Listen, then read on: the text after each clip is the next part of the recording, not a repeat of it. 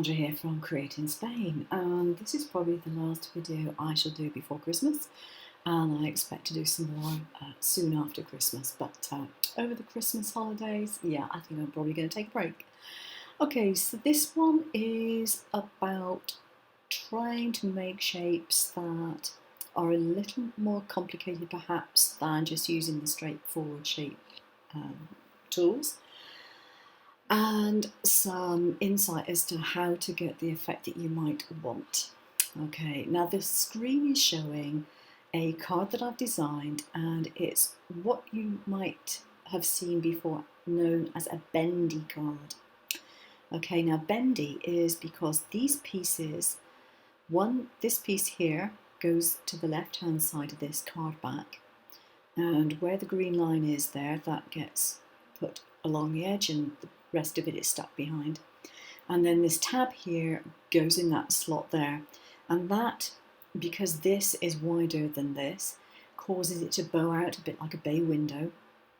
And then we have another one for the other side, and that slots into a little hole on that side.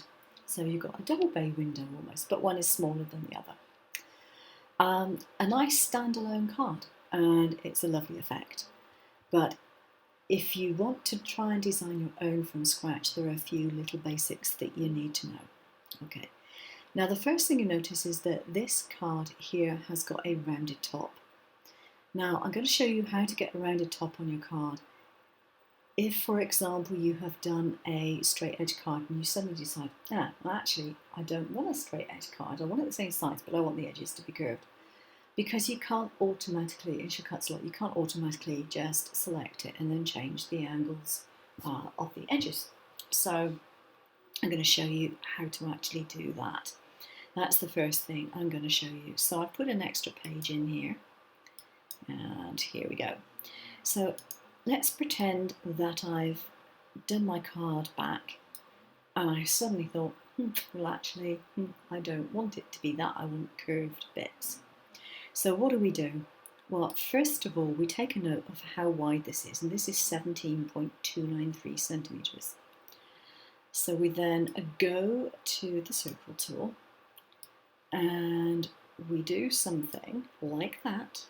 We select it, and we make it 17.293 centimetres. Okay, now we can put it inside our oblong, and I'm just going to make sure it's in the middle by clicking that button there. Okay, so it's in the middle, and it's at the top here. I could move it down a fraction if I wanted to. The choice is mine, but I need it to be centered side to side.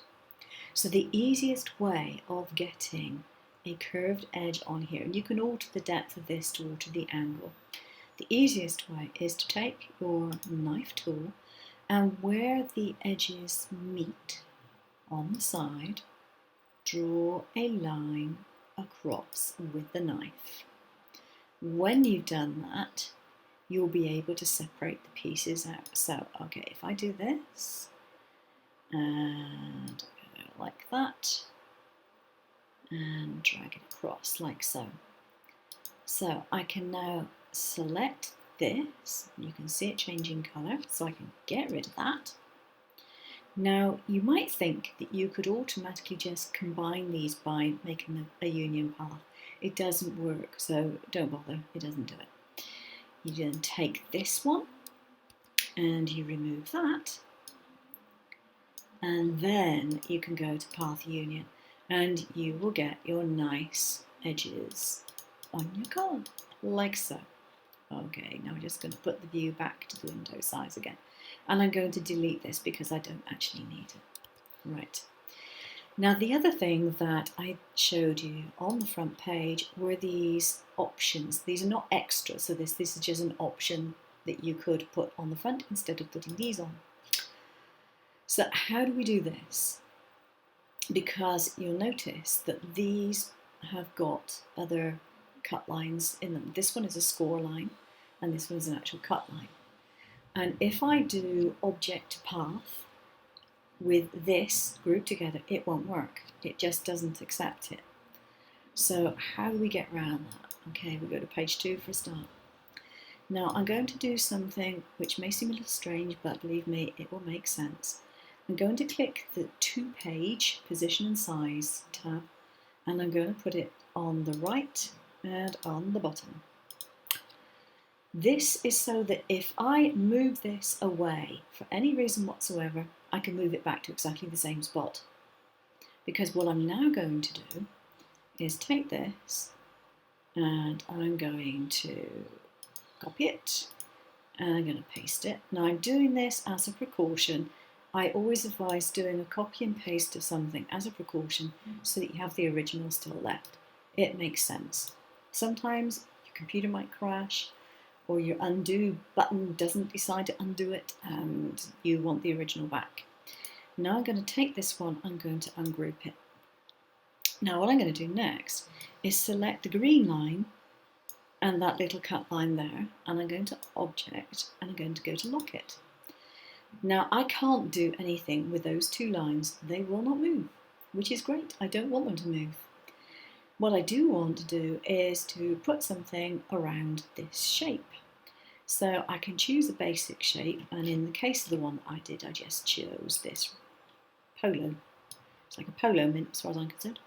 Right, and I put it there, and I select all of it, and I go to Effects, Object on Path, and I'm just going to do a count, I think. So I need to put the auto preview on so I can see what it's going to do. Let's put it down there.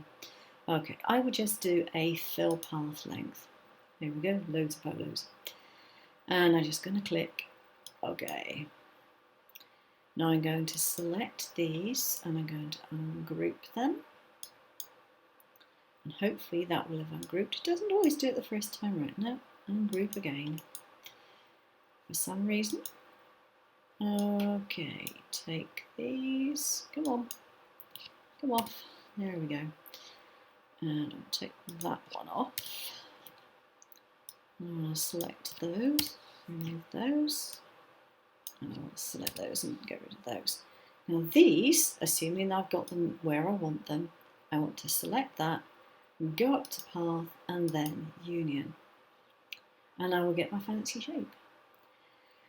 And then all I have to do is go to Object, Unlock All, select all that lot, and group. And I then have my other lines within here still, and my shape isn't compromised. So that does the job nicely. And again, you do the same thing for the one that goes in the other direction if that's what you want to do. So that's how to get around that little problem. And I think that's probably the easiest way of doing it. Now, the other thing I just wanted to point out, because I can, why not, is under the basic shapes in the library there is a section called Create in Spain. And in here you will find, in the more recent versions, there are some shapes that I have designed and I gave to the people who develop shortcuts a lot. In recent weeks, when version 4.039 came out, you should find that you've now got these extra ones, a lot of frame shapes and things like that. Frames and label shapes that I also designed and asked them if they'd like to put in. So that's a few little extras in the latest version, so a bit more incentive for you to update it maybe. Okay, thanks very much for watching.